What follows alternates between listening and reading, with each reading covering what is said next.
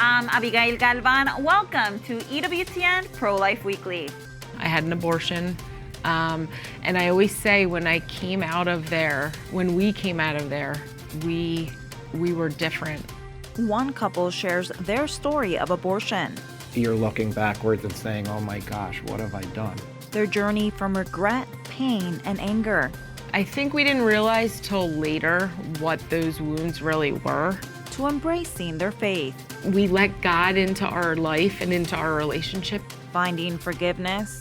I think that what made it easier was when we went to confession. And ultimately, joy in their life. We're still together and happy, and we have all these wonderful kids.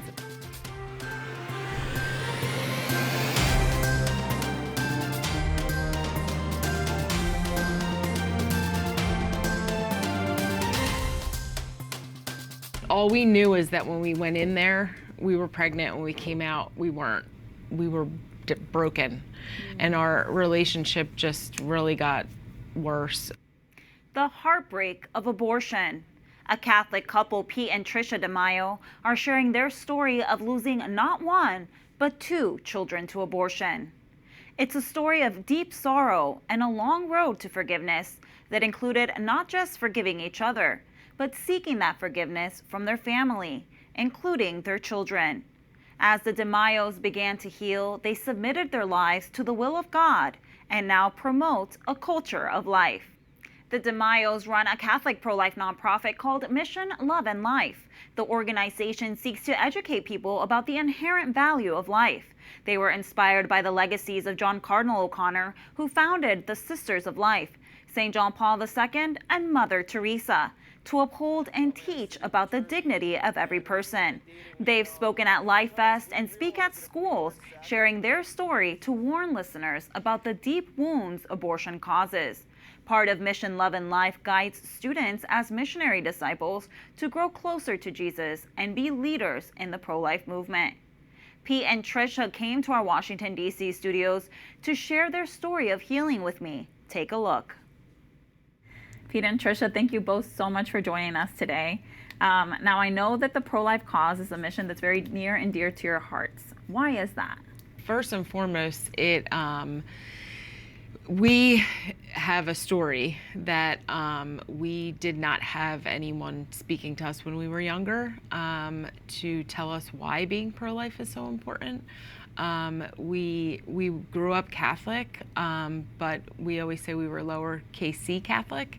So we didn't have that instilled in us, how precious life is and how it, from the moment of conception, it is truly a life that God gave. And we made some decisions early on in our relationship. We've been dating since high school. And we feel like if we had had that information, that's what we were lacking, was the education. So because of our personal story, it's very, very near and dear to our heart. But also we want to get the education out to kids who maybe don't understand why life is so precious and why being pro-life is so important, especially as Catholics. Yeah, God's taken the decisions that we've made early on in our relationship. We always describe the first 10 years as being really a mess, and then the last 20 years we've allowed God to be at the center of our marriage. But that's what was lacking. When we go back and take a look at it, we say that was the missing piece. Is yes, we were Catholic. Yes, we were raised with a lot of this. We have wonderful parents and good families. So we weren't lacking in that.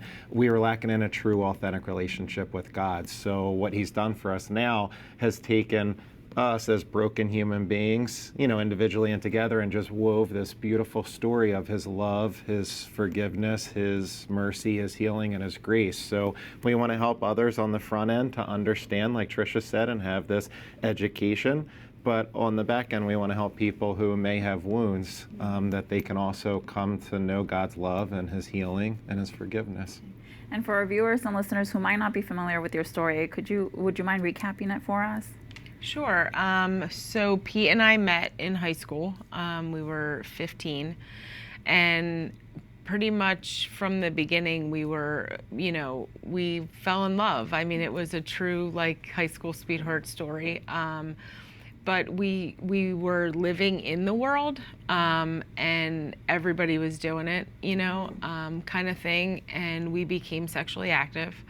And when I was 17, I got pregnant. And there's a lot to the story, but we were living a life that was unhealthy as far as dating goes, which is why we are so passionate about teaching kids how to have healthy relationships and healthy dating. But anyway, I got pregnant. We ended up going, no one knew. We didn't tell anyone I had an abortion.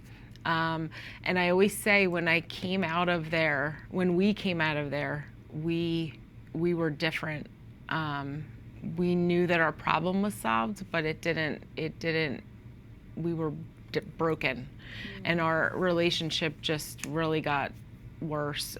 Did you feel like you had an understanding of what an abortion was when you were going in? All we knew is that when we went in there, we were pregnant. When we came out, we weren't, and we didn't understand any of it. And that's why I say, when we truly didn't understand, I don't think. I mean, we had a value for our life, and we knew, how that God made us and all that stuff that you're taught in school, in Catholic school. We went to Catholic school, but there was something missing, like the true gift of your soul that God gives you. We didn't have that, I don't think. This is the 90s, so for us to have that information about any of the medicine or science behind this, fetal development, we would have had to go to the library.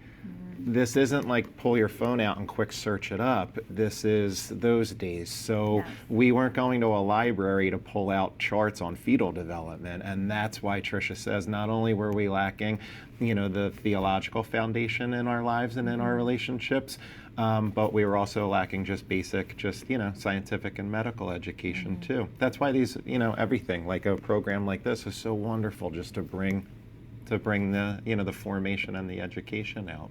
Yeah, for sure. Now, you mentioned that you walked in and you walked out and you felt broken and you felt the severity of something being wrong. Can you just speak more about the wounds and what that time was like? I think we didn't realize till later what those wounds really were.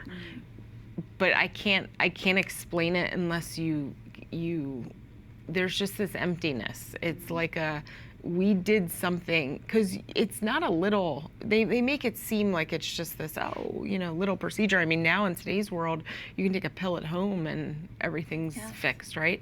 So it's like taking Tylenol, it's no big deal, but it's a big deal.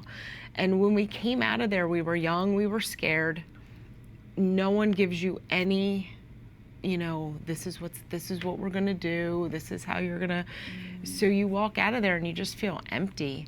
And then as years went on and, we're in this relationship and we're arguing, we're fighting, we're in college, we're partying, you realize that oh my gosh, we were lacking something. And we were looking for healing in all these other places, and we couldn't until we talked about it, because the first one no one knew about until recently, like parents, siblings, all. The second one my parents knew about, but his didn't. So there's all that you have to you're living this lie basically, because there is this shame that's attached to it, which I try and tell people when we speak, it's not, you made a mistake. There's mistakes that happen all the time, we do, right? You have to forgive. So until we went to confession and really laid it out there, opened up to each other, to our families, to God, that's when it was this healing began. But so many, we talk about how all different generations are affected by it, our kids, our parents. There's just so much going on inside that you can't, it's not a joyful thing. So, when you experience joy, you live it out, right? Everybody around you gets to feel it with you. This was something that was tucked inside, and you really, to heal the wound, it has to be spoken about, I think, and that's kind of... Because at the end of the day, even though we lack the information, I think you still know this is a baby. So while we might not know everything about the development charts, we knew, okay, you get pregnant and a baby is born 9 months later. And so, yeah, there's something, and I think what really, for me, from a man's perspective, what really brought it all to light to me, and talk about just opening the wound up, is when we get married and then you're pregnant for the first time, and there's all this excitement and joy, and the books, the what to expect when expecting, and Tricia's telling me, okay, the baby's the size of a blueberry, now the size of a strawberry, now the baby has, all everything that you just celebrate, all these little like markers and milestones. Oh my gosh, honey, I just drank juice and I felt the baby flip, and all these things, and you're just this healthy excitement and anticipation, and then the baby's born, and then you realize that you're looking backwards and saying, oh my gosh, what have I done? And when I talk to young men, I always share that with them. There is nothing that's more unnatural for a man. Like, nothing could be more go against our natural manhood and masculinity than to pay someone else $400 or $500 to dismember your own child. I mean, that's just something that, talk about a wound that I had to carry. And then for us to have to talk through that with each other, we're just so thankful.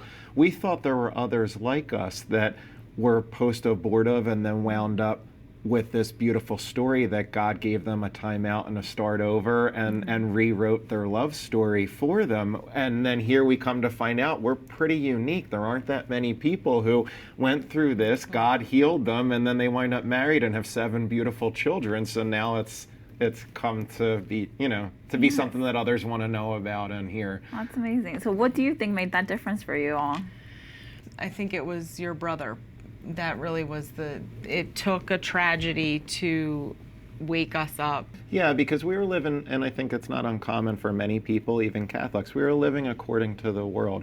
You go to high school, then you start planning on, where am I going to go to college? What's my major going to be? What kind of job am I going to get? And at the end of the day, that's not what matters most to God. And so it really was the diagnosis of my mom and my brother both had cancer back in 2001 and 2002, and that really just shook us up as a family. But it wasn't enough. It was losing my brother to cancer that just completely just emptied me out and bottomed me out.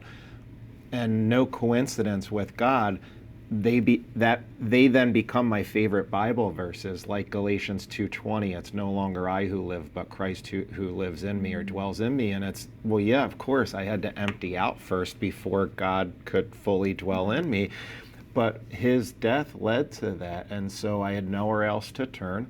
I couldn't find any solutions in the world. Matthew Kelly from Dynamic Catholic says we all have a God-sized hole inside of us, and we try and fill it up with all these other things like money, vacation, promotion, whatever, Yeah. And none of that fills our God-sized hole. And so the only thing that's going to fill it is God. When God started to fill that hole for us, and I went on retreat to Malvern Retreat House, I had confession with Father James McCurry. It was not just a confession, it was a full reconciliation. I came home to Tricia. I was all filled up with the Holy Spirit. I was blabbing to her. I asked her if she would go and have a reconciliation, and she did. And that literally was the beginning of our new relationship. I mean, Tricia was actually still contracepting. We were married, and she was still on the contraceptive pill, and we didn't even know. Number one, I didn't know as her husband why it wasn't healthy for her as a female, and we didn't know morally why this was an evil. She had been on the pill before I ever met her. Was a young girl, who had a problem with her cycle, and the doctor just... And so here I'm learning this, and now this love and appreciation that I'm having for the female, the woman that God created for me, and I'm loving her, and I'm saying, honey, you can't take that anymore. This isn't healthy for you. Plus, morally, it's wrong. Next thing we know, a month later, she's pregnant. Wow. And then that summer, August 12th, our oldest son is born, and he's born on my brother Mike's birthday, the one who had just passed away from cancer. Wow. Yeah. So he'll be 20 next week, and I think, you ask what kept us with all this that had gone on. We have no reason to be together, really. If you look at the statistics, we filled every single one that would, Yes. But I think things like that, we let God into our life and into our relationship, and he just kept showing us all these different signs like, hey, I'm here. I know you. I see you. I forgive you. So I think that's a huge reason why we're still together and happy, and we have all these wonderful kids. And I think one thing that I love about your story is that I think it's the story of many people out there. One of the reasons I'm passionate about the pro-life movement is because when I was younger, I was taught, like in school, you get pregnant, you have an abortion. I wasn't sexually active at the time, but I didn't really stop to question these things. It wasn't until I was in college and older that I started to learn about the church's teachings, and then that you start to see God's wisdom and why he teaches what he teaches us. So I love that people out there that are like, they've just been like, as you said, living according to the world, that there is a way out. And when you were talking about your story, you mentioned feeling shame, isolation. Yeah. These are all the effects of sin, which is at its core a rupturing your relationship with Christ. And so, like, to know that they just even the sacraments, that's why we have them, right? Because God is always trying to draw us closer to him and draw us closer to him. I wanted to ask you, when you were at that age, what message would you have for a young woman or a young man who's like exactly in your shoes? Maybe they've been growing up according to the world, they find themselves in this situation. What advice would you give them? I think from the man's perspective, it's okay. I wind up giving a lot of talks over the last 10 or 15 years, especially in our high schools, and I just made myself available, so it just happened. And I think for the guys is learning that we're supposed to love authentically, and that I always ask, what's the opposite of love? And sometimes they'll say hate, but usually there'll be a few that hit it, and they say the opposite of love is use or lust or indifference. And I say, exactly. St. Maximilian Kolbe says the greatest evil of our time is indifference. So as young men or men, grown men, we're not allowed to be indifferent towards others, especially not the ladies in the world. We're not allowed to be. God called us for something greater, right? And it's to seek virtue and not vice. So take those glasses that the world handed us in theology of the body teaching, take those glasses off and let's see through the lenses that God actually gave us and restore those lenses again. And then I think for the ladies, something I always mention to them, like if they're separate and I can just give separate advice, is I say, ladies, you have the key. If the guys are lusting after you instead of a self-sacrificial love, wanting to become a gift of self, if they're just lusting after you, and they're seeking something like a worldly pleasure from you, the only way you're going to know is if you put them in check and tell them no.